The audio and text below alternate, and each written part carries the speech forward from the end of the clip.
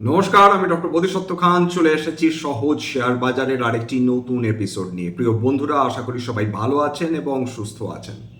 টাইটেলটা দেখে দয়া করে ঘাবড়াবেন না, তার কারণ যা ঘটছে সেটা ভারতবর্ষের জন্যে সত্যি সত্যি মঙ্গলজনক। কি এমন ঘটল?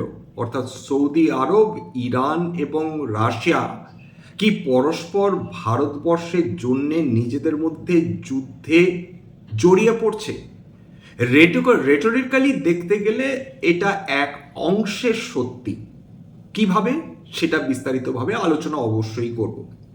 2 নম্বর পয়েন্ট, আজকে যদি কেউ ট্রেন্ডের শেয়ার দেখে থাকেন, সেখানে প্রায় 12.5% বেশি পতন এসেছে।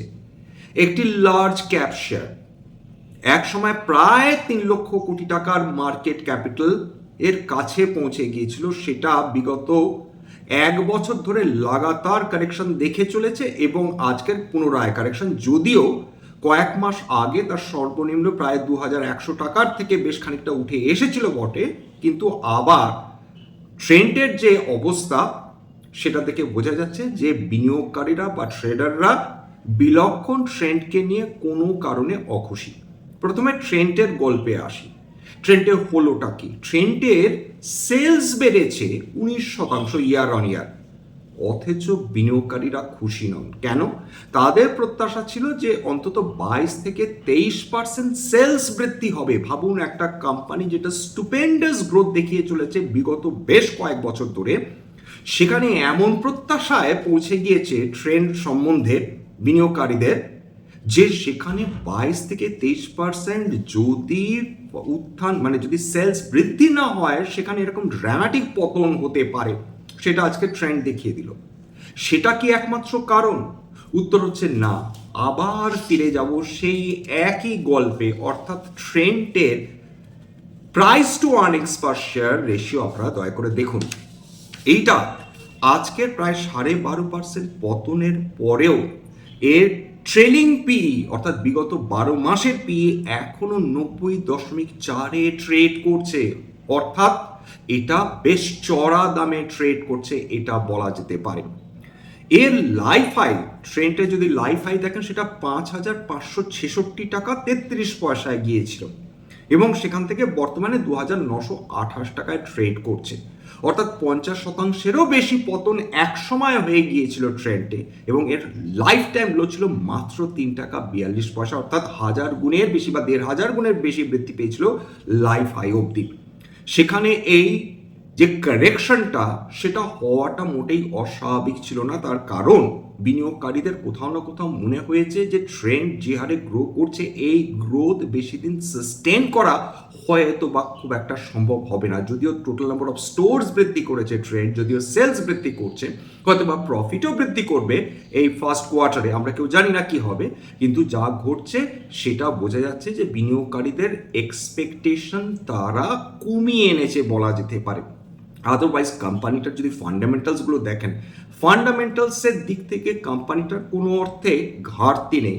যার রিটার্ন, যে কোম্পানির রিটার্ন অন ক্যাপিটাল এমপ্লয়েড 28.3, যার রিটার্ন অন ইকুইটি 27.7, যার অ্যাসেট টার্নওভার এক কথায় বলতে গেলে দুর্দান্ত 1.9। যে কোনো কোম্পানির একের উপরে অ্যাসেট টার্নওভার মানেই সেই কোম্পানিটা বেশ ভালো মানের কোম্পানি।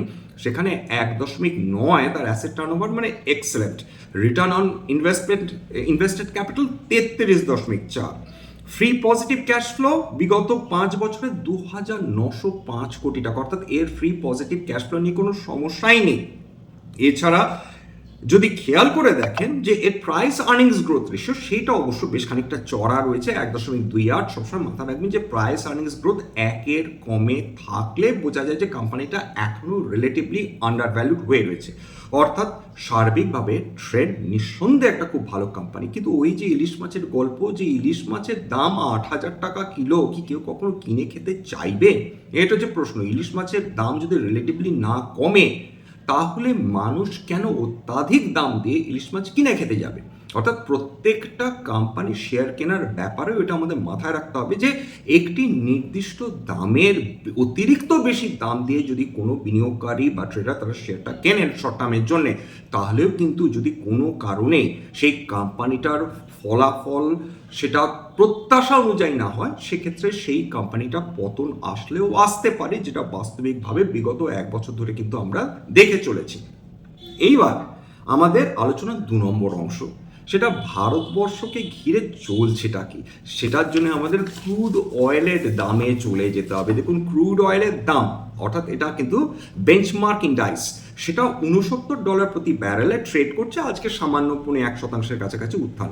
ব্রেন্ট ক্রুড $72.59 প্রতি ব্যারেল ট্রেড করছে, আজকের ওই 0.84% উত্থান।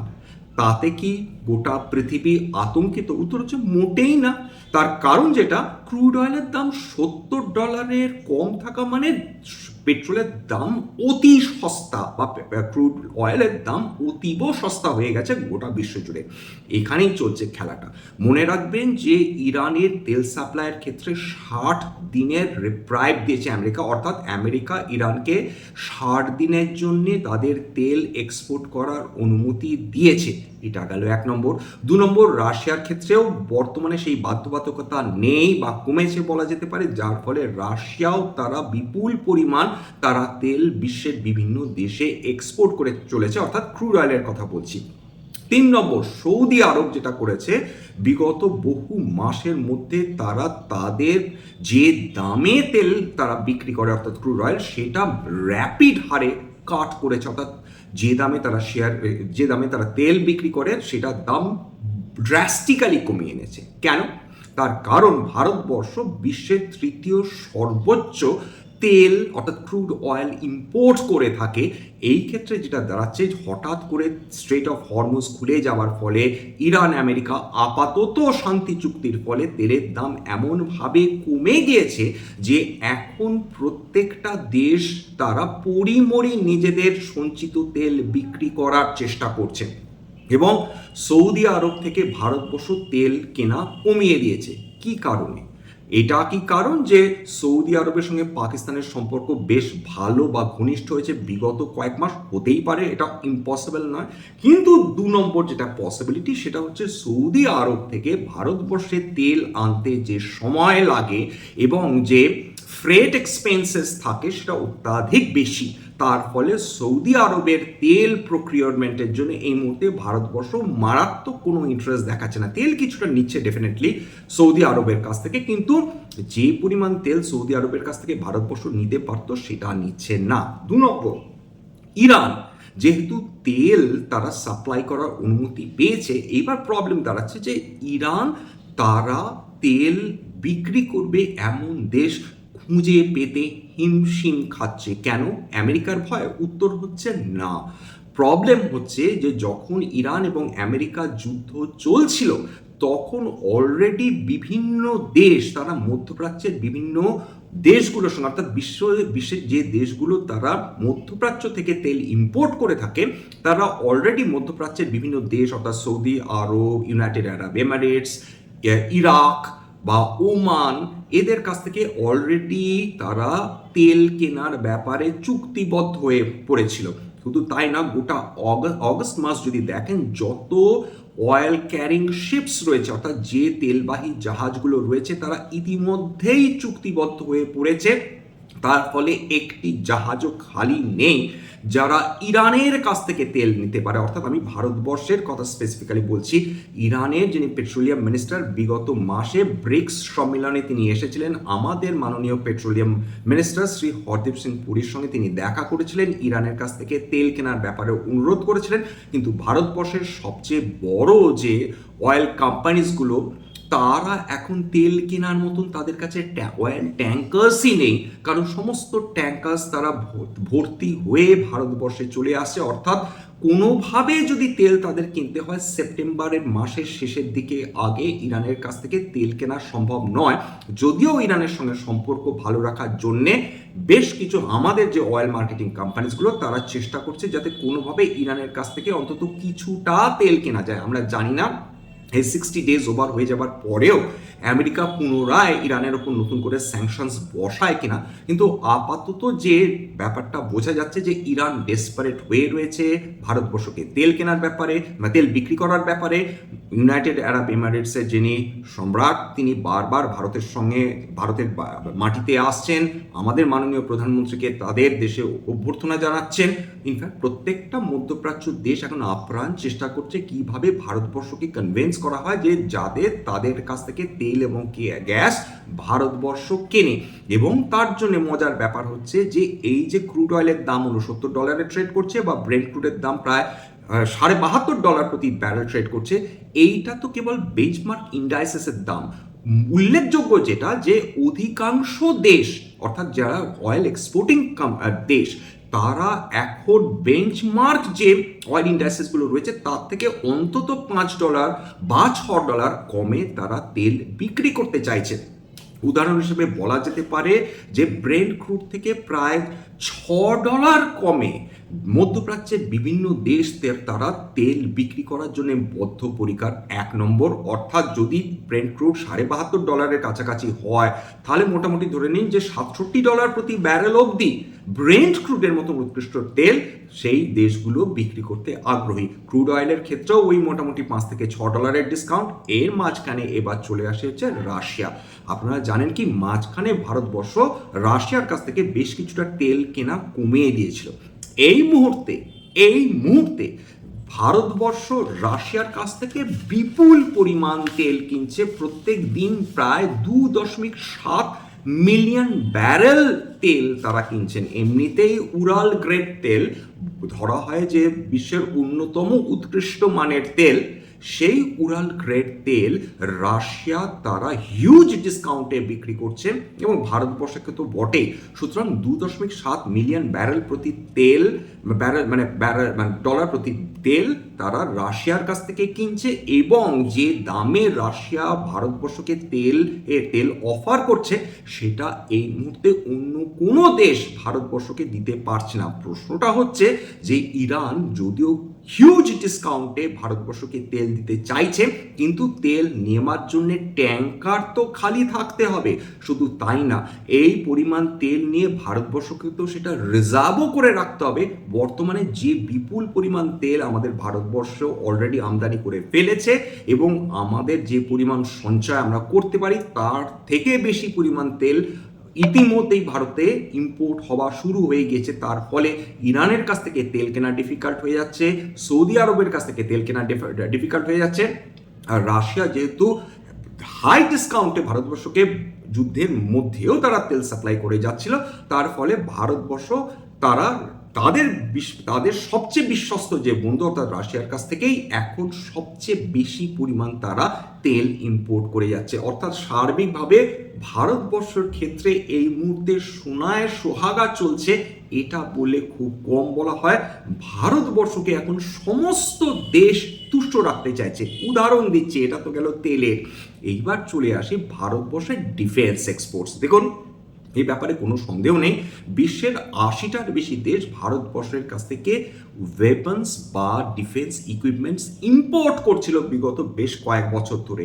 এখন যত দিন যাচ্ছে সাউথ এশিয়ান দেশগুলো অর্থাৎ ফিলিপাইন্সের কথা বলুন, মায়ানমারের কথা বলুন এবং অধুনা ইন্দোনেশিয়া, তারা ভারতবর্ষের সঙ্গে বিপুল পরিমাণ অস্ত্র বা ডিফেন্স ইকুইপমেন্টস কেনার ব্যাপারে চুক্তিবদ্ধ হয়েছে। ভারতবর্ষ তাদেরকে কি অস্ত্র প্রোভাইড করবে, তাদের যেটা সবচেয়ে বেশি আগ্রহের জায়গা সেটা হচ্ছে ব্রাহ্মোস মিসাইল এবং নতুন অস্ত্র বলে আরেকটি এয়ার টু এয়ার মিসাইল। এই দুটির ব্যাপারে এই দেশগুলো দারুণ আগ্রহ দেখিয়েছে। ইতিমধ্যেই আমাদের মাননীয় প্রধানমন্ত্রী তিনি অতি উষ্ণ সংবর্ধনা পেয়েছেন ইন্দোনেশিয়ার প্রেসিডেন্টের কাছ থেকে। অর্থাৎ ভারতবর্ষ এখন নয়নের মণি হয়ে উঠেছে বিশ্বের বিভিন্ন দেশের কাছে। কিন্তু যারা ভারতবর্ষকে মোটেই সহ্য করতে পারে না এরকম কয়েকটা দেশ রয়েছে, তার মধ্যে একটি অবশ্যই টার্কি, 2 নম্বর ডেফিনেটলি পাকিস্তান, 3 নম্বর চায়না। এই 3টি শত্রু দেশ বাদ দিয়ে বিশ্বের অধিকাংশ দেশই এখন ভারতবর্ষের সঙ্গে চুক্তিবদ্ধ হতে চাইছে। আরেকটি খবর এসেছে যে এই ইন্দোনেশিয়ার এই ভ্রমণের পর বা আমাদের মাননীয় প্রধানমন্ত্রী তিনি অস্ট্রেলিয়াতে গিয়ে ক্রিটিক্যাল মিনারেলস নিয়ে তিনি চুক্তি করবেন। ক্রিটিক্যাল মিনারেলস, এরকম বেশ কিছু মিনারেলস রয়েছে যেটা অতীব গুরুত্বপূর্ণ আমাদের ভবিষ্যতের সেক্টরগুলো নিয়ে। এটা হেলাফেলার ব্যাপার না। ঠিক যে কারণে জাপানের প্রধানমন্ত্রী ভারতবর্ষের সঙ্গে এসে ক্রিটিক্যাল মিনারেলের ব্যাপারে চুক্তি করেছেন, ওই একই চুক্তি ভারতবর্ষ অস্ট্রেলিয়ার সঙ্গে করতে আগ্রহী। কারণ যেটা প্রায় 40টার উপর যে অতি গুরুত্বপূর্ণ ক্রিটিক্যাল মিনারেলস রয়েছে বিশ্বে, তার মধ্যে 20টা অস্ট্রেলিয়াতে ভরপুর সেটার অ্যাভেলেবিলিটি রয়েছে। এবং তার ফলে আমাদের মাননীয় প্রধানমন্ত্রী তিনি চেষ্টা করছেন যদি অস্ট্রেলিয়াতে আমাদের দেশের কোম্পানিগুলো তারা যাতে ওখানে তারা খনি কিনতে পারে বা সেখান থেকে ক্রিটিক্যাল মিনারেলস তারা যাতে উত্তোলন করতে পারে, পরে তো সেটা শোধন হবে, পরে সেটা ইন্ডাস্ট্রিয়াল গ্রেড ইউসেজের জন্য সেটা ব্যবহার করা হবে। এইবার কি কি ব্যাপারে অস্ট্রেলিয়া একেবারে দারুণ গুরুত্বপূর্ণ একটা দেশ। সবচেয়ে গুরুত্বপূর্ণ যেটা ব্যাপার, যে বিশ্বের সবচেয়ে বেশি লিথিয়াম এই মুহূর্তে যেখানে পাওয়া যাচ্ছে সেটা হচ্ছে অস্ট্রেলিয়া। সুতরাং লিথিয়াম, নিকেল, কপার এবং অন্যান্য ক্রিটিক্যাল মিনারেলস ভারতবর্ষ অস্ট্রেলিয়ার কাছ থেকে প্রক্রিয়র করতে চাইছে এবং প্রক্রিয়র করবে। ইতিমধ্যেই ক্রিটিক্যাল মিনারেলস কেনার পরিমাণ, ইম্পোর্ট করার পরিমাণ অস্ট্রেলিয়া থেকে ভারতবর্ষে বৃদ্ধি পেয়েছে এবং অস্ট্রেলিয়াও তারা আরও বেশি আগ্রহী যে যাতে ক্রিটিক্যাল মিনারেলসও তারা ভারতবর্ষকে সাপ্লাই করতে পারে। ক্রিটিক্যাল মিনারেলস কী ব্যাপারে ইউজ করা হয় এর আগেও বলেছি। ক্রিটিক্যাল মিনারেলস সব ক্ষেত্রে ব্যবহারের অপরিহার্য। আমরা যে মোবাইল ব্যবহার করছি সেইখানে ক্রিটিক্যাল মিনারেলস, যে মিসাইলসগুলো উঠছে, যে ড্রোনসগুলো উঠছে অর্থাৎ ডিফেন্সে, ক্রিটিক্যাল মিনারেলস ইম্পর্টেন্ট। এছাড়া যদি খেয়াল করে দেখেন যে রিনিউয়েবল এনার্জি, যেটা উইন্ড এনার্জি বলুন, সোলার প্যানেলস বলুন, ক্রিটিক্যাল মিনারেলস সেইটা অপরিহার্য। যদি ইলেকট্রিক ভেহিকলস বলেন, ক্রিটিক্যাল মিনারেলস অপরিহার্য। যদি সেমিকন্ডাক্টরস বলেন, ক্রিটিক্যাল মিনারেলস অপরিহার্য। যদি ইলেকট্রিক ব্যাটারিজ বলেন, আপনারা নিশ্চয়ই লিথিয়াম আয়ন ব্যাটারিজের কথা জানেন, যেটা বিভিন্ন ইলেকট্রিক ভেহিকলস ইউজ করা হয়, ক্রিটিক্যাল মিনারেলস অপরিহার্য। এই কারণে প্রধানমন্ত্রী যে দেশগুলোতে যাচ্ছেন সেই দেশগুলোতে স্পেসিফিক্যালি এবং স্ট্র্যাটেজিক্যালি তিনি ভিজিট করছেন এবং এক একটি দেশে যাচ্ছেন এবং এক একটি দেশের সঙ্গে তিনি আমাদের দেশের দারুণ সমস্ত বাণিজ্যিক চুক্তি করছেন, যেটা ভারতবর্ষকে ভবিষ্যতে আরও বেশি শক্তিশালী করবে। যাই হোক, এখানে শেষ করলাম। যে আজকের যদি নিফটিটা একটু নিফটি দিয়ে শেষ করি, যে আজকের নিফটি যদি খেয়াল করে দেখেন যে আহামরি খুব একটা পারফরমেন্স করতে পারিনি। আজকে নিফটির এক্সপায়ারি ছিল, আজকে নেগেটিভে বন্ধ হয়েছে, 24,400 নিচে বন্ধ হয়েছে। সেন্সেক্স হালকা নেগেটিভে বন্ধ হয়েছে। ইনফ্যাক্ট আজকে নিফটিকে সার্বিকভাবে মার্কেটকে যেটা ধরে রেখেছিল নিফটি আইটি প্রায় 2.5%-এর কাছাকাছি শর্ট কাভারিং হয়েছে বলা যেতে পারে, 2.43% উত্থান। কিন্তু সবচেয়ে বেশি ভুক্তভোগী ক্যাপিটাল গুডস 2.5% পতন, প্রফিট বুকিং হয়েছে। মেটালস প্রায় 1% বেশি পতন হয়েছে। হেলথ কেয়ার 0.7% পতন হয়েছে। এর মধ্যে বেশ কিছু তথ্য আমি moneycontrol.com থেকে নিয়েছি, ন্যাশনাল স্টক এক্সচেঞ্জ থেকে নিয়েছি এবং goodreads.com থেকেও নিয়েছি, তাছাড়া ট্রেন্ডিং ইকোনমিক্স থেকে নিয়েছি। যাই হোক, এখানে শেষ করলাম। স্ট্যান্ডার্ড ডিসক্লোজার, যে সেক্টরসগুলো নিয়ে আলোচনা করলাম, হতে পারে তার মধ্যে আমার বা আমার পরিবারের ভেস্টেড ইন্টারেস্ট থাকলেও থাকতে পারে। স্ট্যান্ডার্ড ডিসক্লেমার, এটা কেবলমাত্র একটা এডুকেশনাল চ্যানেল বাঙালি বিনিয়োগকারীদের ইনভেস্টার অ্যাওয়ারনেস বৃদ্ধির জন্য। এখানে কোনো ধরনের কোনো শেয়ার বা কোনো অ্যাসেটের buy sell recommendation, suggestion, advice এমনকি ইনফ্লুয়েন্স করার প্রচেষ্টা নেই। আমার কথা শুনে যদি কোনো অ্যাসেট বা কোনো শেয়ারে বাই সেল সিদ্ধান্ত নেন, ক্ষতির মুখোমুখি হতে পারেন। সুতরাং সবসময় একজন সেবি রেজিস্টার্ড ইনভেস্টমেন্ট অ্যাডভাইজারের পরামর্শ নেওয়ার চেষ্টা করবেন বা নিজের ডিউ ডিলিজেন্স করবেন, সেক্ষেত্রে আপনারা উপকৃত হলেও হতে পারেন। সবশেষে যেটা বলি, যদি এই ধরনের এপিসোড আপনাদের ভালো লাগে প্লিজ একটা লাইক দেবেন, প্লিজ সাবস্ক্রাইব করবেন এবং যদি সত্যি মনে হয় আমার বাঙালি ভাই বোনদের জীবনে একটুখানি ভ্যালু অ্যাড করতে পেরেছি, প্লিজ নিজের গ্রুপে শেয়ার করে দেওয়ার চেষ্টা করবেন। আজকের জন্য নমস্কার।